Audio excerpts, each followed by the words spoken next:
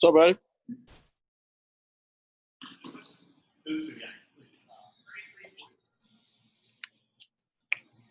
How are we doing, Eddie? What's going on?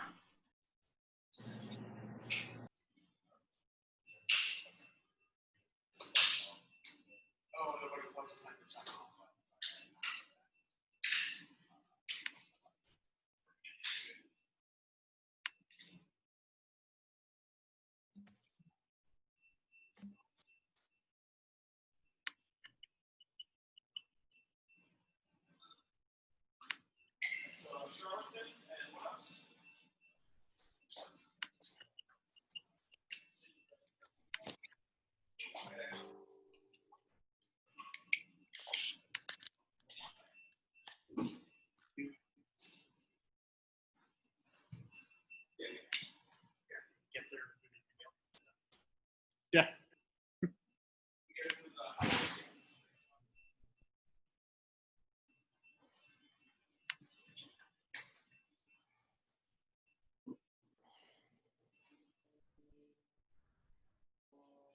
BJ, you in there?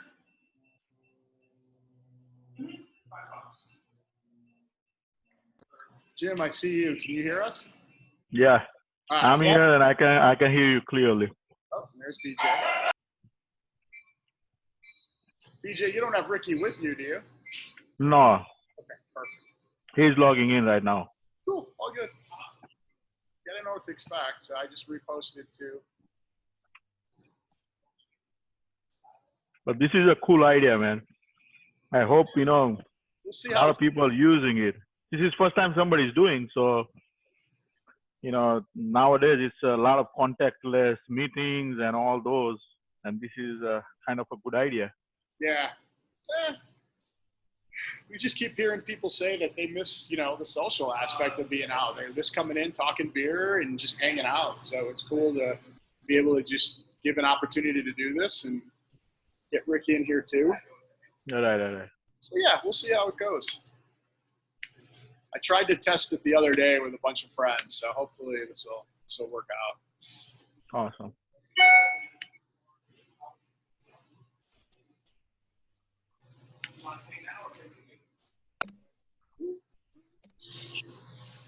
Oh, there's Ricky.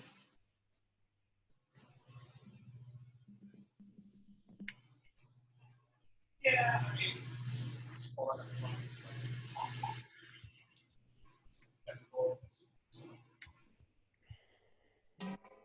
Beautiful. There he is. What's up, man? How you doing? Not too bad, not too bad. Just been putting out fires all day today. Back home now. Excited to have a beer. Well, glad you're having the beer with us. Yeah, man. Thanks for setting this up. Thanks for doing this. It's awesome. We're glad to do it.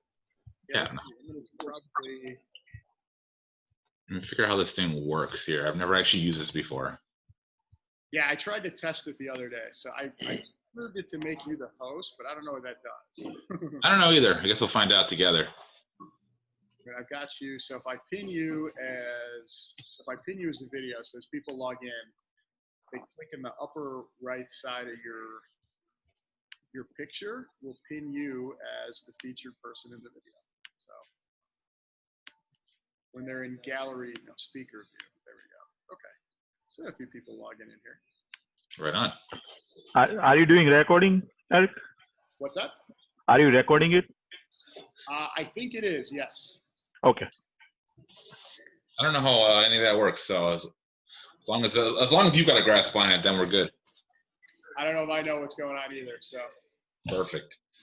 I'm gonna grab a beer. 1 sec. No, actually, it's going on good. We can hear you, both of you guys. We can see both of you. So cool. It's pretty awesome. I say we give it a couple minutes, get some people logged in, and you know, I'm guessing we'll have more than this.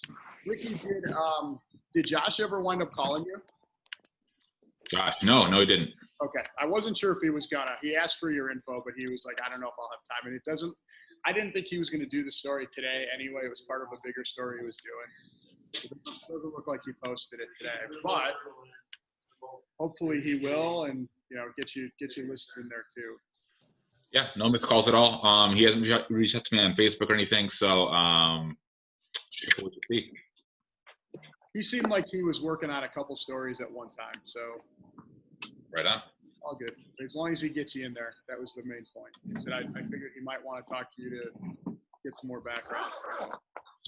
Sure. He was unaware of you before. Now he knows you're around, so that's a good. Now he knows I exist. That's perfect. That's a good. Should probably get him some beer. There you go. Edward, man, thanks for signing in, man. I just saw this group chat thing. I didn't know this was here. Awesome. Yeah, isn't that cool? Oh, there's Tony. Hi, Tony. What's up, Tony? You're like the Brady Bunch. You have to be like. Yeah. The gallery view is the way to go for sure.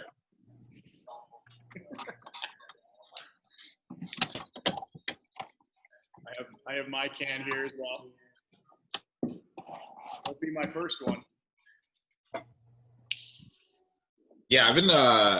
It's interesting because I've been picking up beer as the days have gone by. I've got the Hop Butcher. I've got the new Hop Butcher releases, the Phase 3s. That new Epsicle Layers was delicious.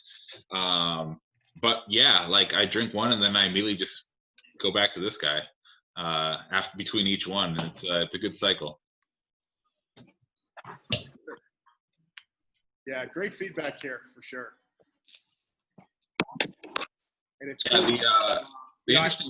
The thing about this beer is like BJ can attest to it. He's kind of been my sounding board the entire time, and he saw me just like sweating bullets and losing sleep leading up to this, just because like it's a beer that's not.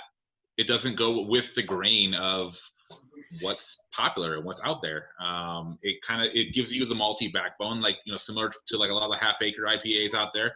It's got a little bit of sweetness, to kind of pay homage to a lot of the the sweet IPAs that we know and love here in Chicago, but while still having a nice little hoppy finish on the tail end. So it kind of is a mix of both worlds. It's what I like in IPAs. The fact that people are enjoying it as much as I do is a huge breath of relief on my end. By the way, at some point, as we continue to build this out, we can. Wait, where did it go? I'm turning the wrong way. There. Oh, there's Matt. So you're up on the screen in the TV screen up there too. That's just nice. So whenever we actually get this going and we can open up again, right? When we do these, people sitting here can drink the beer too. So if we've got a keg of the beer, people can hang out here. And we were talking. I talked to Josh about this. That if you're a brewer in the city, for instance, you don't have to sit in traffic for 3 hours round trip. Right. This makes it easy to do. So that's awesome. Yeah. Yeah, I'm in Plainfield, and when we had to do all those tasting events, like all the way up north, up by like the Wisconsin border, like that was a lot of fun. Yeah, it would have been a lot nicer to be able to do something like that, from here. But at the same time, though, there is definitely a value in meeting people face to face and actually, I feel like it's a little bit more personal. I mean, as personal as this is, I feel like it's almost, to me, it's worth it. But this is a great consolation given the state of things. So I'm digging this, man. Cool. All right, it's a little after 5, so I'm gonna wind up handing it off. But I just want to say thanks, Ricky, for doing this. I see a lot of familiar faces, a lot of familiar, a lot of people that come in here for real or in our mug club who have bought your beer and we're buying it today. And I've got it here. I'm gonna move along with you guys on this, but. For those that don't know, this is Ricky's second beer. He did an awesome coffee porter before this. That just flew out of here. And we're thrilled to have you as part of this, Ricky. Like, in the shop, we're thrilled to support you guys. So I'm going to hand it off to you. Tell us a little bit about your story, and you can walk us through the beer. Yeah, so as Eric mentioned, this is, like I said, Foreign Chemistry. This is the first commercial IPA that I've put out. Definitely not the first IPA I've brewed before. Yeah, I'm really excited with the way it came out. This is my second beer in general that I've produced on a commercial scale. We've got 2 more in fermenters right now. Expect it in the next week and a half or so. You can expect to see our Peach Milkshake Ipa. It's a double dry hopped double IPA with peach puree. So you can expect to see that. And then you mentioned Kitty Wampus, my Imperial Porter. We've got the maple version of that. That one kind of won the vote as the popular and favorite of the 2 variants that we sampled out when we did the tastings. I think last month, I believe it was, or 2 months ago. It's been a little bit of a blur. But yeah, the maple was the resounding winner. So we scaled that one up, and we've got that one in fermenters now, and that's going to be coming out in possibly 3 weeks, I want to say. So yeah, hopefully you guys dig that. And we're also filling a couple barrels with that guy as well to kind of not only to have some stuff, because I really want to come into FOBAB this year. So I want to bring some barrel-aged Kitty Wampus to that, in addition to giving you guys what you want. I've got a lot of requests to barrel-age the beer, so we're doing it. Tell us about, before we get into the beer, if you want. I mean, I want to know how you got into this. Like, what's the background? I know you got a little bit of a homebrew background, but this is a good jump to go from that to commercial. Yeah.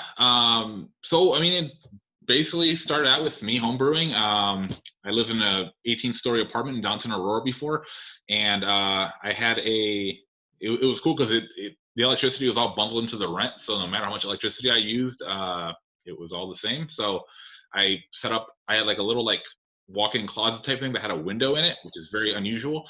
I set up and it was all concrete walls. So I set up a AC unit in that window, ran it basically 365 days a year. And I was home brewing, and that was like my fermentation room, my cellar, all that good stuff.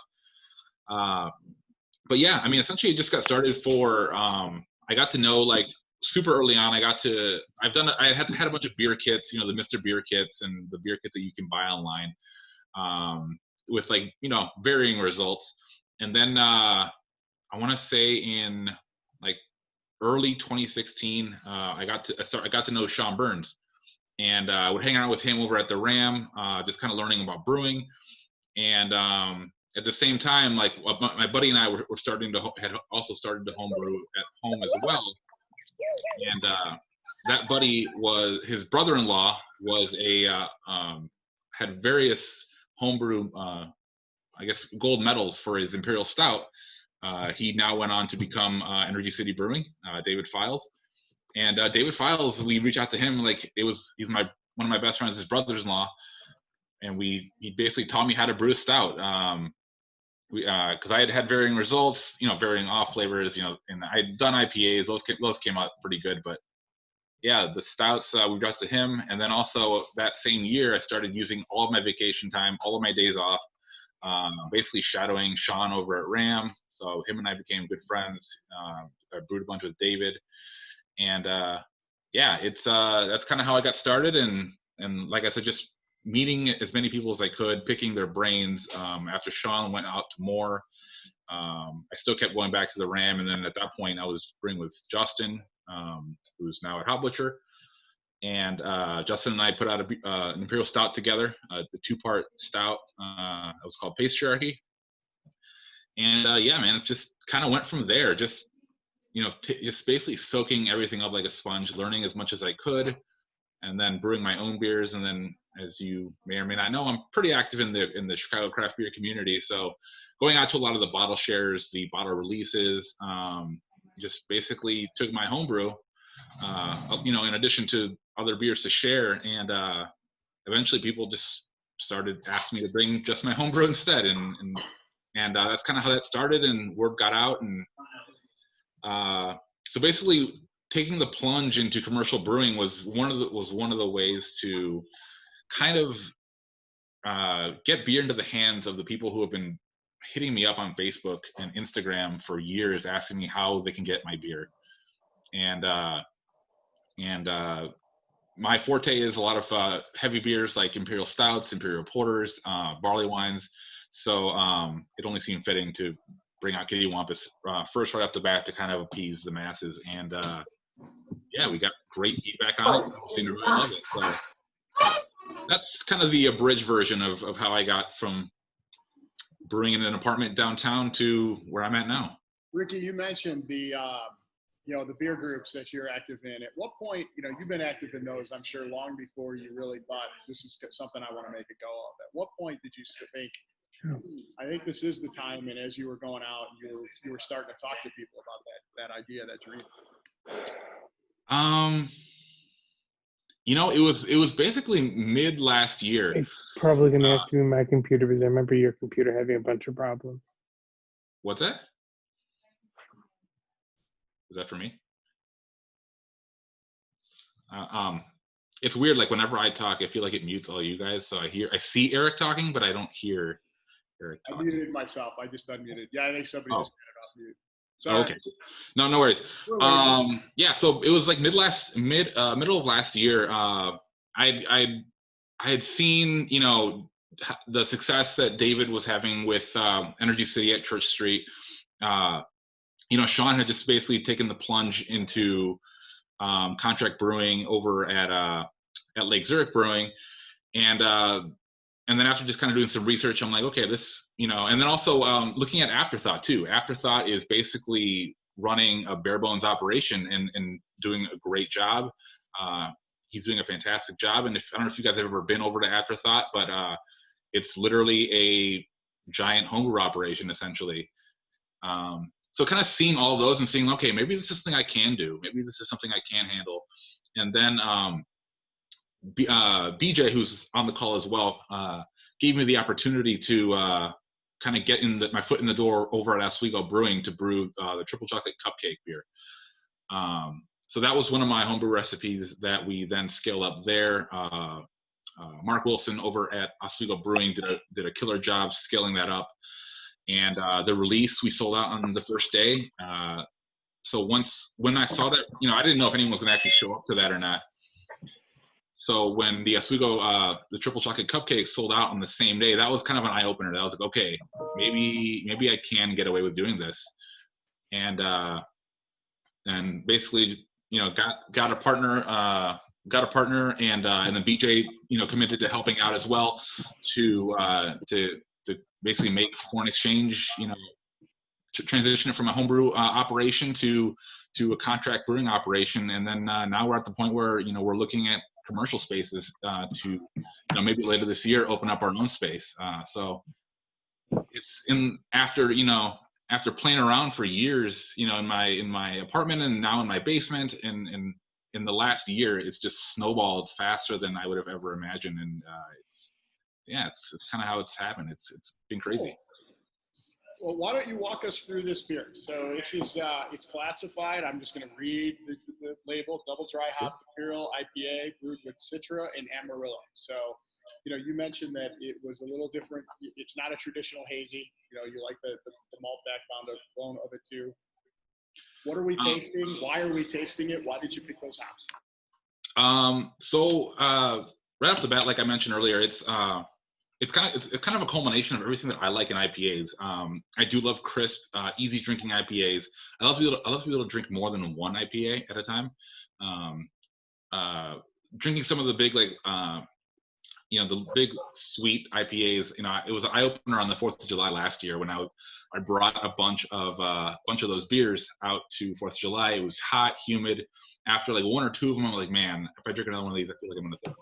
Like it's way too sweet. It's not correct. So I'm a big fan of those. But as I mentioned earlier, I'm a big fan of big imperial stouts. I'm a big fan of barley wines. I'm a big fan of triples. So having that big malt backbone on there is something that's important to me.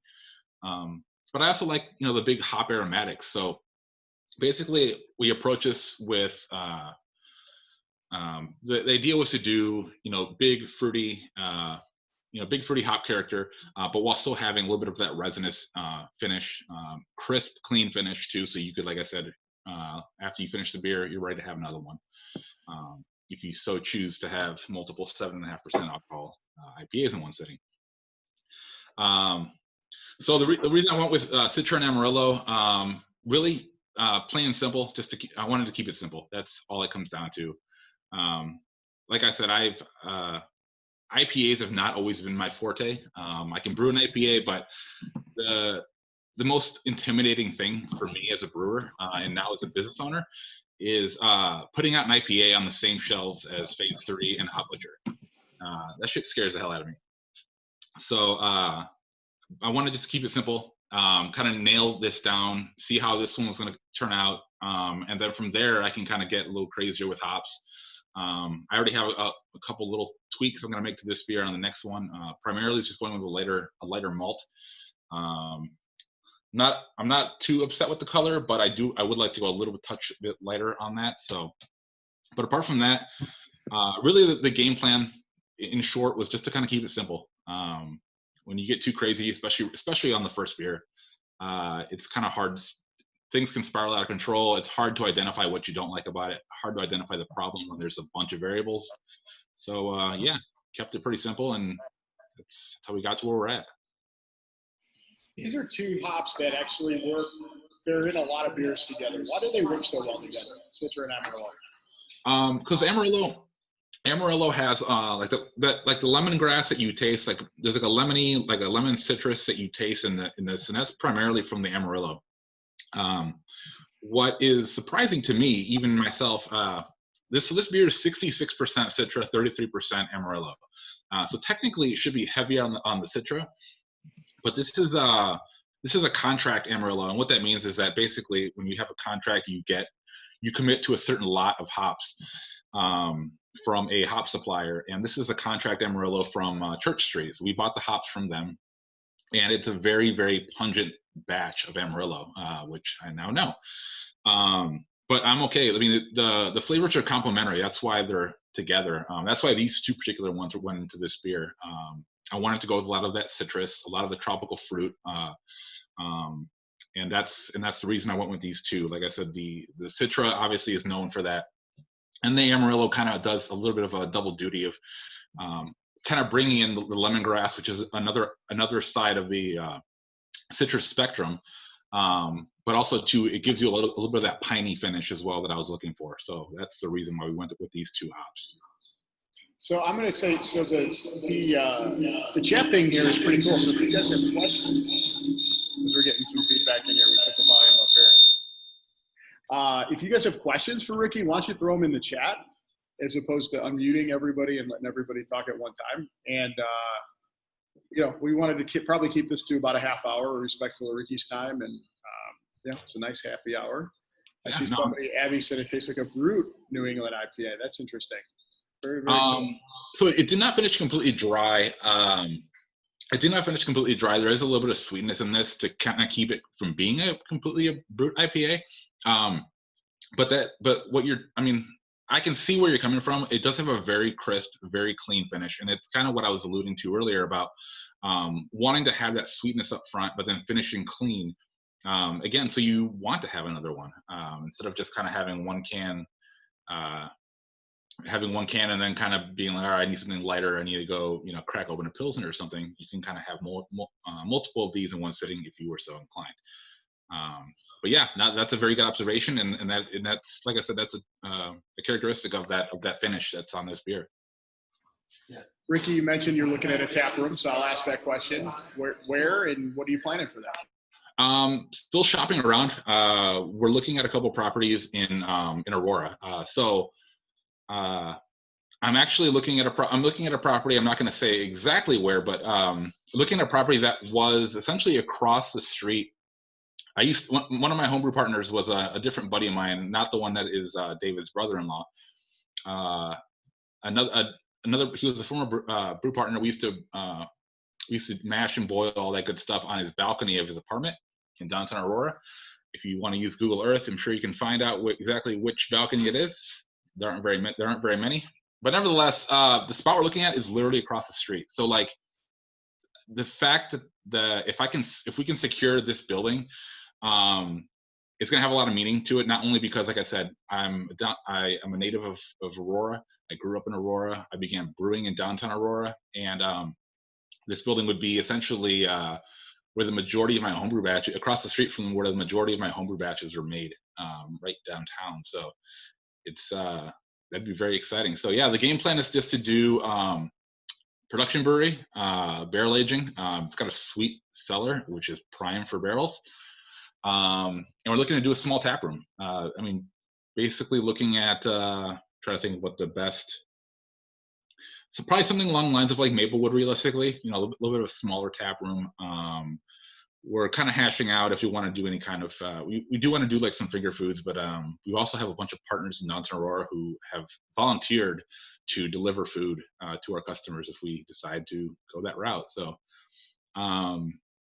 yeah, we're basically just looking to, it's just your standard tap room, essentially. Nothing quite super crazy yet. We're tossing around the idea of continuing to, while brewing at this facility, we're looking at also the possibility of continuing to contract brew at Church Street to kind of put out, you know, more like the foreign chemistries, more of the kitty wampuses, and then while using the taproom brewery to essentially do a lot more of the experimental. I, for one, cannot wait to have equipment and room to focus on barrel aged and barrel fermented sours and wild ales. So yeah, basically just going to be a big playland for me. And like I said, I'd love to be able to still continue to contract brew just to kind of, like I said, feed retail and get more beer in people's hands.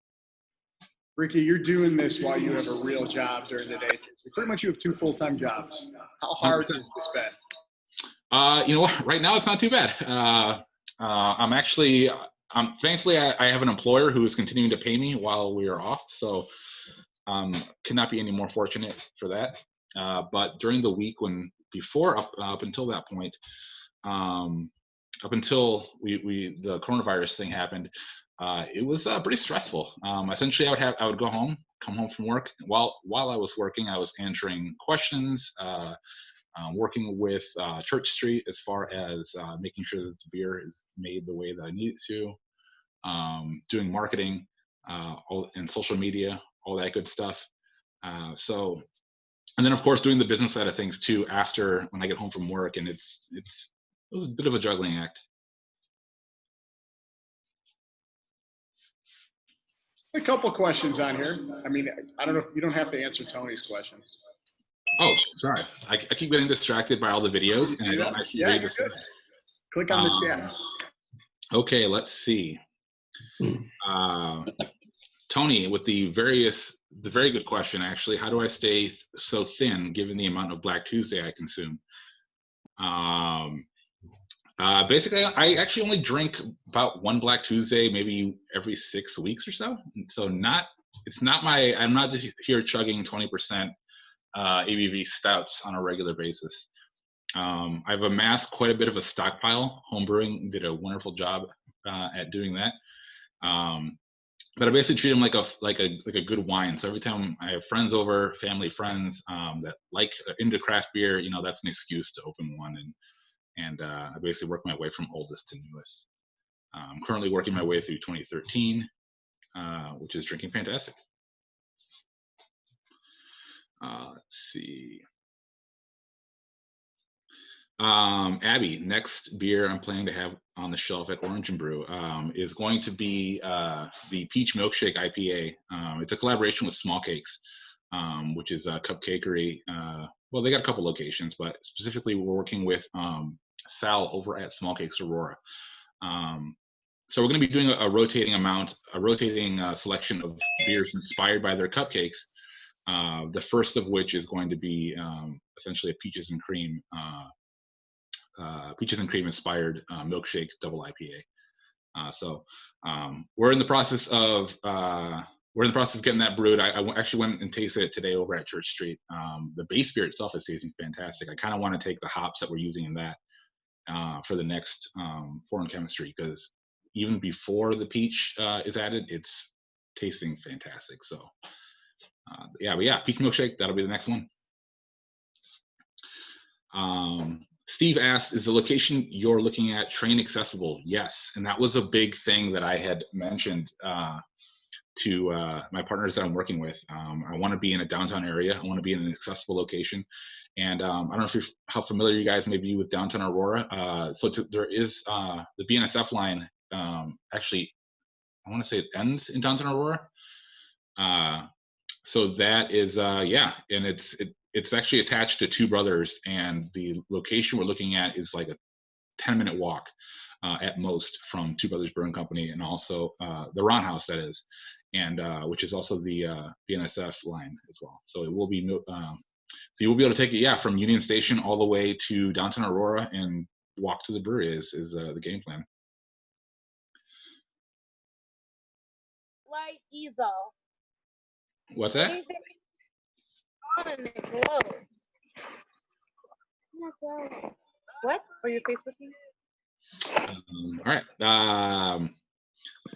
Let's see. A Blue says we are still very green home brewers, but looking to upgrade equipment. What have you used and what do you recommend? Honestly, that's actually a question that I get a lot, and I'm always happy to answer homebrew questions because the people that answered my homebrew questions, I am forever indebted to, because yeah, it's how you learn.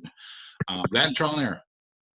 Honestly, the best recommendation I can give you guys as far as homebrew equipment, use what you have and learn best practices, learn how to minimize oxygen, oxygenation, oxidation, and really fine tune recipes before committing to spend a ton of money on equipment. I'll be honest, if somebody had completely unsolicited, if somebody had not offered me a bunch of money for some super limited beers that I had my hands on, I would not have bought these stainless fermenters that are next to me. But someone offered me money, and I was like, oh, okay. I mean, I don't do secondary, but if someone offers it to me and then like, hey, that can buy me some nice fermenters. If it wasn't for that, I would honestly still be brewing out of buckets. So the short answer, basically, process is more important than equipment. Good sanitation.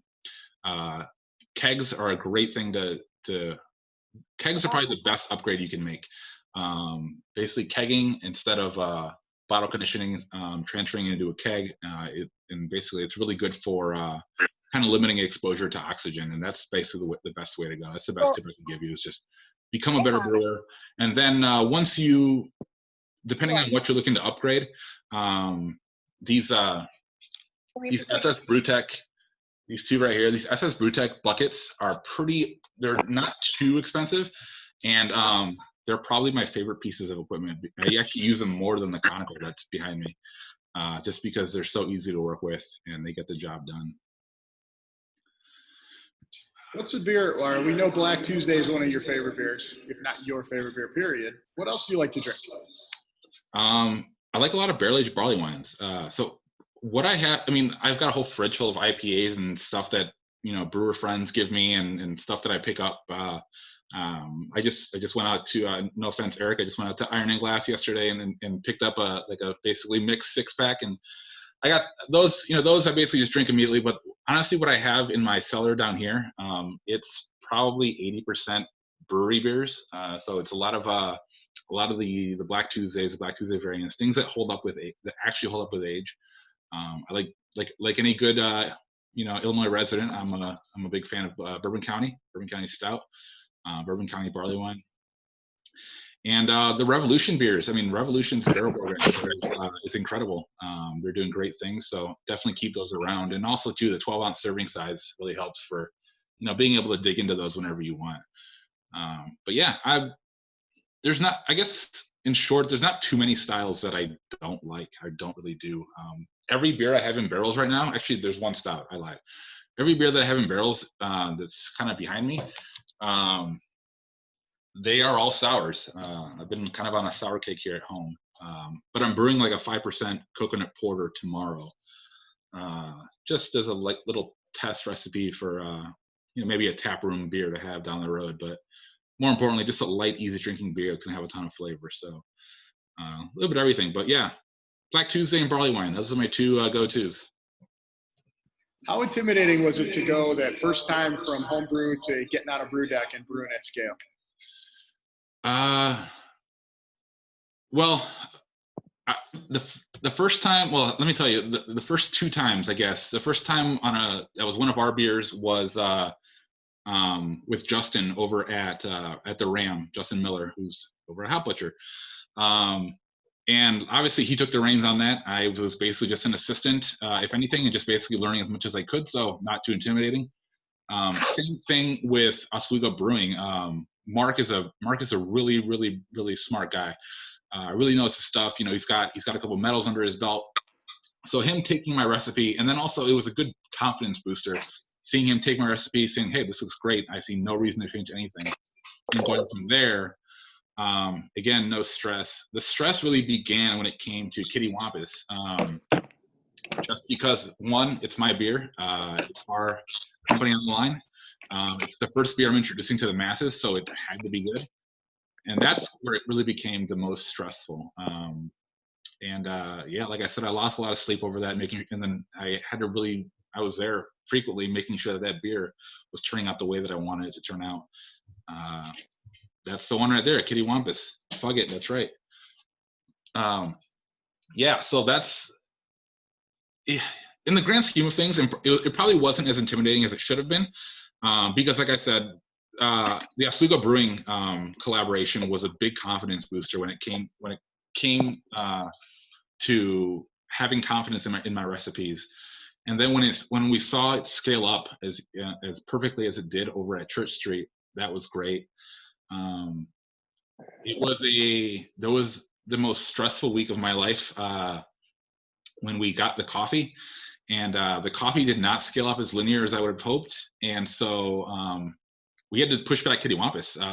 Eric may or may not know because he placed his order and he had to wait a couple weeks to get it because when we first did Kitty Wampus, the coffee did not scale up linear, and the beer barely tasted like coffee. I was frantically calling Cody over at Indiro, basically trying to get, basically poaching the coffee that was for his shop to get it into the beer to make sure that it tasted like my homebrew version. So that was the most stressful part, I would say, but for the most part, it's not that bad. I mean, it kind of goes back to the homebrewing tip I gave you. Like, if you have a good control of your process, so many of the variables don't matter as much because, if you know what you're doing and you have faith in your product and faith in your process, then things will work out. Anyone else have any questions for Ricky? Yeah, so half hour here. Yeah, so Ryan Daniels is on here. Ryan has been one of my biggest supporters. Ryan's my hero. I don't know if you guys, for those of you that follow me on Instagram, I posted like a picture of like a frame that had like, he had everyone over at Beer and Central and Evanston sign it. Like Ryan's been like one of my biggest supporters. He probably has the biggest stash of foreign exchange homebrew foreign exchange beer of anyone in Chicago because of this.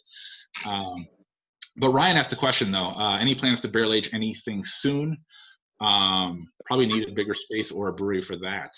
So actually, Ryan, I mentioned this before you jumped on. We are actually barrel aging Kitty Wampus Brunch, which is a maple Kitty Wampus. We're filling a couple 53-gallon barrels. I want to say 3 or 4 to be exact. And then filling some smaller format journeyman rye barrels, which we're going to those are going to be specifically for, I want to go to FOBAB with that beer. So I'm kind of taking the open outcry dark pool approach to barrel aging for the ones that are going to be for FOBAB. And if we got some left over, we'll take it to tasting events or maybe tap it with the tap room opening. Who knows? We'll see. But yeah, that's going to be that. And then obviously if we're able to get the space that we're looking at, I'm going to fill that entire basement with barrels. So but obviously that's down the road, but tentatively right now, Kitty Wampus is going into barrels in the next week or two. All right, so everybody loves barrel-aged beer. I want to ask, and I know some of this too, but for everybody else, where do the barrels come from? How do you guys source these? How do you pick these out? So there's a bunch of different ways. I mean, the easiest answer I can give you, there's companies like there's barrel brokers that they basically send you a list of what they have, prices, and you just buy barrels same way you buy anything else. The barrels that we're using for Kitty Wampus Brunch are coming from a couple friends of ours, a couple of retail partners of ours that have done single barrel Elijah Craig picks. So we've got a couple of Elijah Craig single barrel pick barrels that we're using. And then I'm getting barrels from my buddy Tyrus, who at CH Distillery, really, really great guy. He just put out that Jepson's bourbon, by the way, check it out. It's incredible. Getting some barrels from him. And then I'm actually getting the Journeyman barrels from Journeyman, but I'm getting them via Open Outcry. So John Brand is picking some barrels up himself this week to throw some dark pool into, which I'm super excited about because I love that beer. Yeah, I basically just asked him, hey, can you pick up 2 more for me? And, he's going to do that. So piggybacking off him. So like I said, barrel brokers, stuff with barrel brokers can be kind of sketchy. Some barrels you don't know the history on. You don't know if they've been sealed. You don't know how long they've really been sitting.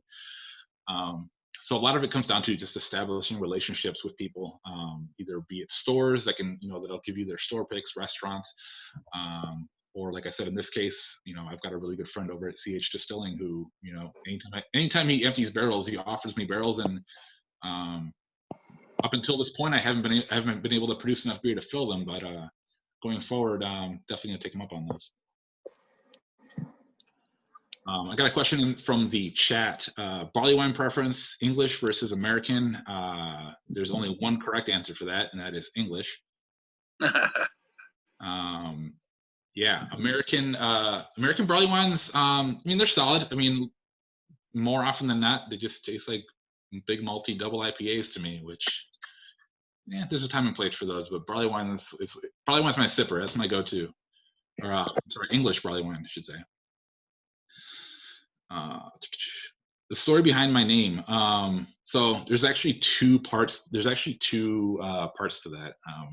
It's kind of fascinating that many people ask that question. I got that question at almost every single tasting event we did. I don't know if BJ, who's on the call, did a couple of them, since I can't be in 30 places at once. And I don't know if he got the same question or not, but it kind of has 2 parts to it too. So first and foremost, before a couple years ago, maybe it's like 10 years ago now, I used to do like music, like remixing, mashups and stuff like that online.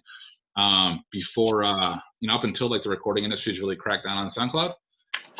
And I had a guy who I worked with who lives on an Indian reservation in Arizona, and him and I did a collaborative album together. And the first album was called just because we would pass music back and forth and kind of just basically add parts to it and send it back. And that was the first. So I wanted to kind of incorporate my previous hobby into this hobby. That's kind of how that started. But also, when I first started brewing, fermentation was just a completely foreign topic to me. Didn't really understood how it worked, and that was basically the big thing I set out to do initially, was learn how things work, how to control your fermentation to get the best beer possible. And fermentation is, of course, an exchange of sugars into alcohol, so foreign exchange. Yeah, it's a kind of a complicated 2-part answer, but yeah, everything kind of works and clicks together, and it's a fun name.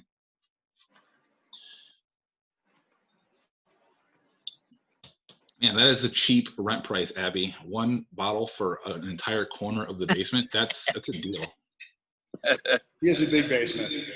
That's a lot cheaper square footage price than the space we're looking at. So maybe I can just build an entire brewery down there. Wait, there is the question from the chemistry person. So C2H5OH, is that an actual chemistry? Yeah, so that actually is, so that's actually the chemical equation for ethanol. So that's what's produced by fermentation, is alcohol. So that's the alcohol that you and I drink, that's the equation for it on the can.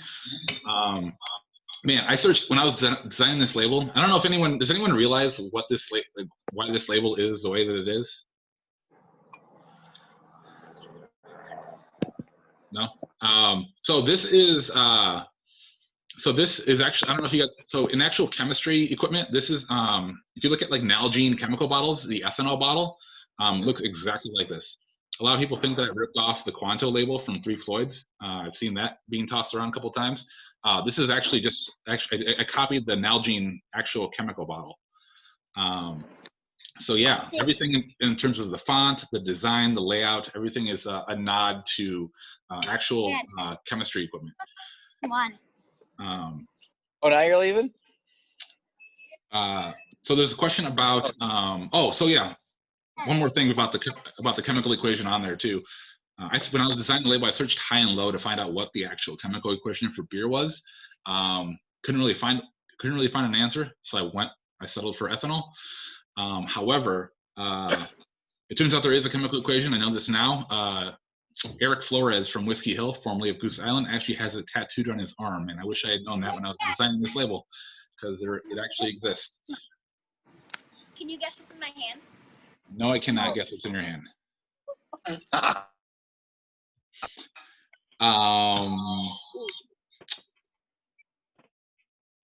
Yes, it does matter. There is a difference between. So the question is, does it matter how long a barrel's been empty? And the answer is yes. It can be. I guess in a dramatic way, it could be life or death. I guess because if it's empty, if it hasn't been sealed properly, if it hasn't, it's been sitting around for some time. Wild bacteria can kind of get into the barrel. So if you put your beer into it, if it's meant to be a clean beer, it can infect it, make it sour. All kinds of bad stuff that you don't necessarily want in there. So it's definitely important to use as fresh a barrel as possible. So we have so a couple of the barrels that we're getting our hands on, they've been sitting for like a month and a half, the store pick barrels. It's not as ideal as I would have liked, but Eric at Whiskey Hill graciously offered to use his Bourbon County barrel steaming experience to steam the barrels for me, so they should hopefully not have any issues. But yeah, it's definitely better to go with fresher barrels, like I said, because yeah, you don't know what's inside it. You don't know what might have gotten in. And obviously, if it was just recently dumped, it had alcohol in it, which alcohol kills any kind of bacteria. So yeah, the sooner the better. Looks like one more question in there on what barrels are you using for those sours at home? I've got a couple different barrels. So I've got 2 Woodinville whiskey barrels, one rye, one bourbon. They're 8-gallon barrels.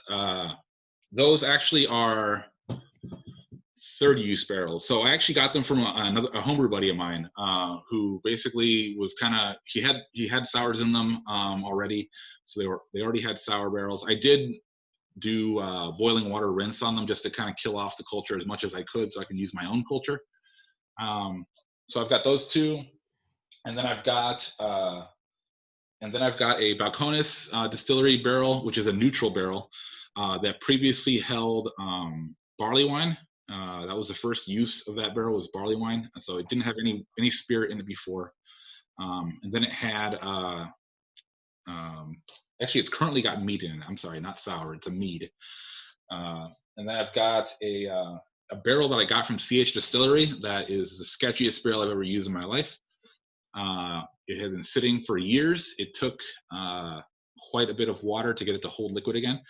And I put about 4 handles of port wine into it for about 8 months. We just sat in that barrel for 8 months, turning it regularly. And then that went on to become a stout barrel, which I then, then it became a stout barrel. And then from there it became a sour barrel. So yeah, that's kind of how that goes. I basically just get small format barrels are kind of hard to come by, so I basically just get them wherever I can find them. And despite I kind of try to use them based on whatever history they've had. So if it's a fresh barrel, or if it's a barrel that I know the history of, I'll put a clean beer in it, most likely a stouter barley wine, but otherwise they become sour barrels. When are you going to make Reflection again? I don't know. That's a polarized. that beer kind of goes against a lot of what it's overly sweet. That was my attempt at doing like an Angry Chair style stout, just overly sweet, over the top. It's got a massive gravity. It finishes where so many beers begin in terms of gravity. Yeah, I don't know. Maybe I'll do something when I have my own place. Probably not at Church Street. But we are planning on doing a big stout. That's probably not as crazy as Reflection in the next couple months. So you'll see an Imperial Stout, which part of that may or may not go into barrels. All right, looks like we're out of questions, or everybody's done. I'm going to ask you the question I love asking people in craft beer. What was your gateway beer? What's that? What was your gateway beer? Like gateway craft beer that isn't like Bud Light? Yeah. What was the beer you had that you said, you know what? There's more out there, right? Craft is it. Or what was the first one? You remember the first one? I think the first like beer that wasn't like a super crazy macro was that got me into things other than lagers is probably why did that name just slip my head? Newcastle. Newcastle, and then from there I think I went into Belgians. Chimay was the big one that was like that basically blew me away. Like I didn't realize beer could be what Chimay is. Chimay Blue specifically. And then from there, it kind of just went into trying out different Belgians. I used to hate lambics and sours at first. Right off the bat, I found out that the bigger beers, like the triples, the quads, those are my favorites. And then those quads kind of then got me to barley wines. And then I think in like 2013 is when I had my first Bourbon County Stout. And that kind of blew me away because I didn't really like a lot of dark beers, and it made me realize that like, hey, stouts can be really awesome. And then also Expedition, Bell's Expedition is another good one. I still buy Bell's Expedition. It's a great French press beer. And then Two Hearted. Two Hearted was a classic. I mean, I drank that in college. That was probably the first IPA that I was like, whoa, this is really, really good. I like hops. Or I guess I realized that hops, you could actually, tasting hops in beer was a thing. And that was because of Two Hearted. So yeah. Oh man. Okay. Yeah. Blue Moon, Oberon, those two were also, I love seeing all these in the comments. That's awesome. Thanks for joining us. Little something something. There's another one. Was that around back then? I don't remember. But yeah, those are a lot of staples that like even still to this day are still great. Back then is relative for you and for me and for some of us. Yeah, that's true. There was another question before you said there was no more questions. Bill's here from Midwest Brew Review. Where are you, Bill? Oh, there you are. Yes. Bill's asked, can you turn us on to any under the radar local beers? I feel like I've been doing that in Chicago Craft Beer Alliance. Miskatonic, man, like they're like flying so far under the radar right now. And they're cranking out such good stuff. They're what's it called? Plum Long Tongue Liar. It's like a plum kettle sour. My girlfriend and I love that beer. Their Imperial Stouts right now that they're putting out, they're fantastic. I feel like they're not being as talked about. Like, I feel like if they had another brewery's name on it, people would probably be going a little more crazy than they should, or than they are, I should say. So yeah, don't sleep on Miskatonic. Obviously, Afterthought is a no-brainer. Afterthought is putting out some incredible saisons. If you like saisons, especially as we start getting into warmer weather, they're priced crazy good. I mean, you can get a bottle for $5. And if it's a style that you don't know if you're gonna like, I mean, you can't beat that. $5 for a beer that to dip your toes in the water. If you don't like it, it's only $5. So Afterthought's another good one. Who else am I missing? Workforce. Workforce is a brewery that I feel like doesn't get a lot of the credit that it should. Brando's not only been instrumental in, I wouldn't be here if it wasn't for Brando workforce in Chicago Brew Works. I mean, that's where I get all my homebrew supplies. If I didn't, those guys, when I had questions, I would go in there, pick their brains for what feels like forever. Probably for them, it felt like forever. Just in any questions I had, they've been super helpful over the years. Yeah, definitely support them. Support those guys. More brewing. I obviously we all know more. More does not fly under the radar, but I feel like so many people wrote them off after Sean left. I love Sean. Sean's one of my really good friends, and like I said, I feel like a lot of people wrote them off after he left. They're cranking out some killer beers. Their IPAs don't really get talked about too much anymore. They're doing some good stuff. Strawberry Marble. The last batch of Strawberry Marbles was one of the best milkshake IPAs I've ever had. I didn't see too many people talk about that, which was kind of a shame. Yeah, there's so many. I mean, man, Bill, feel free to unmute your mic if there's anything I'm missing. But like, I feel like we are, no matter which way you look at it, we're spoiled here in Chicago. Like Eric's shelves over there behind him are just covered in so many good beers that like we walk by in order to get the new whatever. I mean, hell, even in order to walk by to get my beer, we walk by some really great beers that we're really fortunate to have here in Chicago. And yeah, I say next time you go out and buy my beer, for example, grab something off the shelf that maybe you haven't had before. Yeah, there's a lot of good stuff that deserves more attention than it gets. This Tonic was good. We actually brought in the Owl Bear, which was the maple breakfast stout that they just released. And oh my God. That coconut barrel-aged stout is amazing. I went to get it because I saw the post, and then I actually went back to get more. It's 100%. That is like baby Prop 13. Like that's what that beer is. That's like, it's like a slightly like one step down in gravity of 2013 Bourbon County Prop. I wish I had a little bit more barrel. That's the only thing I can possibly complain about that beer. I wish I had a little bit more actual oak. It has plenty of spirit character, plenty of bourbon flavor. I wish I had touched more oak. But yeah, man, if that beer is still available at the brewery, do yourself a favor, get that beer if you haven't already.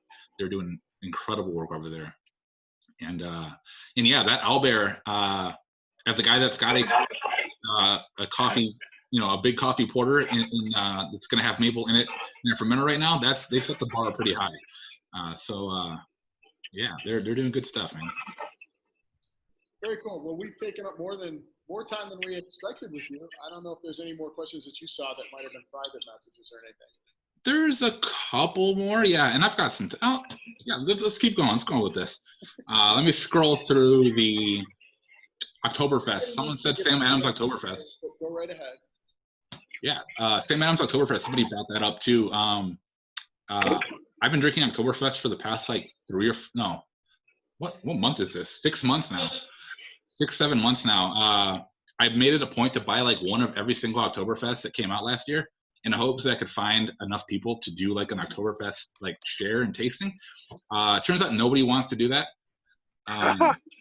So I've basically been drinking Oktoberfest every few days, just chipping away at that, stash from last year. And yeah, Oktoberfests are fucking awesome. And Sam Adams is one of my favorites. Natter Days, always. That's a summer beer though. I can't drink those right now. That's a hot day, like just after mowing the lawn beer. What other?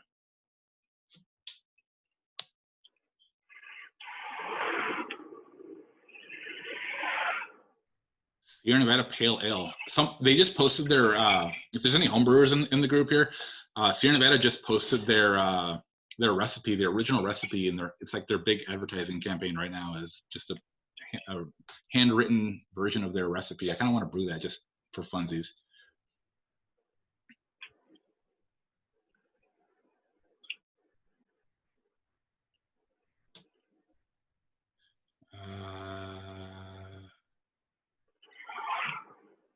I think that's all the questions.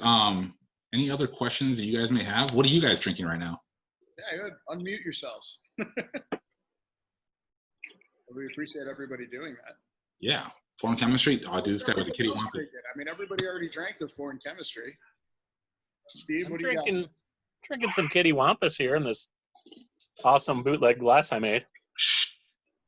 We'll talk about that.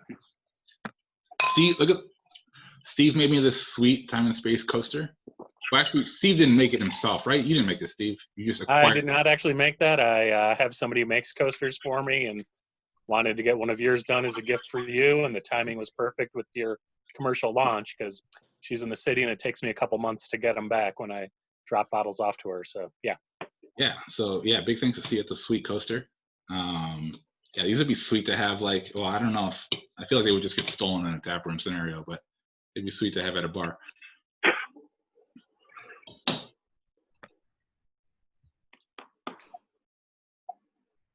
What's everyone else drinking? Look at around. What is? Eric, I like your baby Yoda. Yeah, that's like, what is going on there?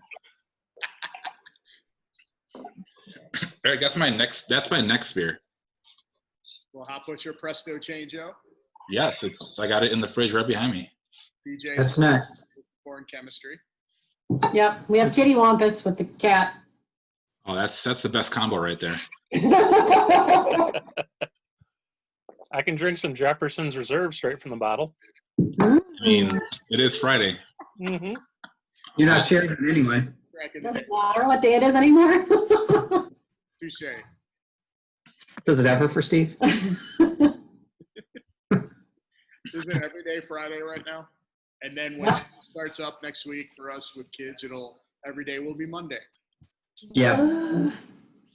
That's Wednesday.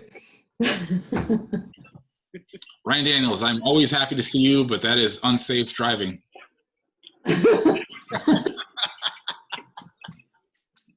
Hands free. I gotta get dinner. I'll allow it, man. David, what am I looking at there? How do I make your camera bigger? He's got a. We see BJ in here. BJ is working with Ricky too, so we got to highlight him. If you guys are out in that Plainfield, Oswego area, you got to go hit BJ. So he's got some. Awesome Yeah, BJ owns a store himself. He gets awesome craft beer. Very unassuming, I guess. If you're a craft beer guy, obviously you know a lot of a lot of the spots to get beer at. BJ's is very unassuming, and he has an awesome selection of beer. And BJ actually does actually all of my sales and helps me with distribution too. So he's the reason that you guys get beer as quickly as you do. And he's my sounding board too. When I am constantly doubting myself and wondering if this is good enough, he's the guy that tells me, hey, this is good, or this could be this could be that. So BJ is definitely a very large part of our success commercially so far. So shout out to BJ. Okay, thank you. Thank you very much. It's dinner time. Ryan's about to go and get his dinner, I think. Looks like.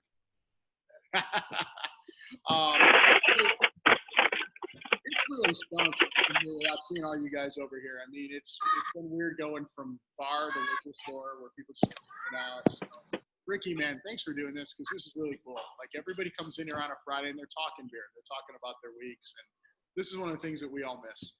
Yeah. Thanks for. Sorry. That way. So Yeah, absolutely. I mean, this is definitely a game changer. I love being able to do something like this. And like I said, I love going into, like your store, going into a lot of the stores and just talking beer, hanging out. And especially also too, like I mentioned to you when we were talking before this, just seeing people's reactions to the beer firsthand is the best. So I definitely miss that. This kind of fills that void a little bit. So I appreciate you setting this up. Oh, glad to. Glad you had it. I gotta thank Matt here. Matt's been working. He just showed up. Matt, you're the real MVP. Right now, but No, it's not.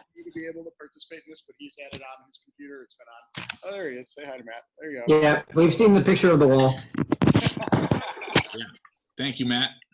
Ricky, man, thank you again for doing this. We can't wait for the next beer to come out. We love supporting you. We love supporting local. We love supporting small businesses just like us. I know everybody in here is at home. They're supporting small businesses. They're going to eat out in their local. Absolutely. So right now is the time we got to do all this. And Thank you. Yeah, no, and I appreciate all you guys for the support too. You know, just seeing you guys each raise a glass of one of my beers to the camera, that's awesome. It feels good. I'm so excited to see that people love the beer as much as I do, and just the support that we've received from Chicago and Chicago and suburbs and everyone in between has been just nothing short of incredible. Yeah, just like I said, launching from here in my basement to commercial brewery and obviously into the hands of as many people that want the beer, it's kind of daunting, and to have this kind of support is incredible, and I appreciate every one of you. All right, well, we can't wait to get more of your beer. I can't wait. I'm sure everybody else can't wait to come see you. I mean, hey, we can hop on the train and go see you when you get the place open. Hell yeah, absolutely. Yeah, definitely. Like I said, like I mentioned earlier, look out for the Peach Milkshake. Eric's getting it. Look out for these sweet glasses. Should be getting those too. Those will be coming out with the beer. There's only 250 of them, so jump on those quick when you see them. Yeah, I will be getting 6 of them. Yeah. Yeah, definitely jump on those when you see them. Super limited. Unfortunately, I cannot afford to make more than that at a time. But once I have a little bit larger bank account, we'll make sure that we make enough for everyone. But yeah, like I said, I appreciate it. I'm signing off. Going to go make dinner. But Eric, thank you much for setting us up. Thank you guys all for taking time out of your day to jump in.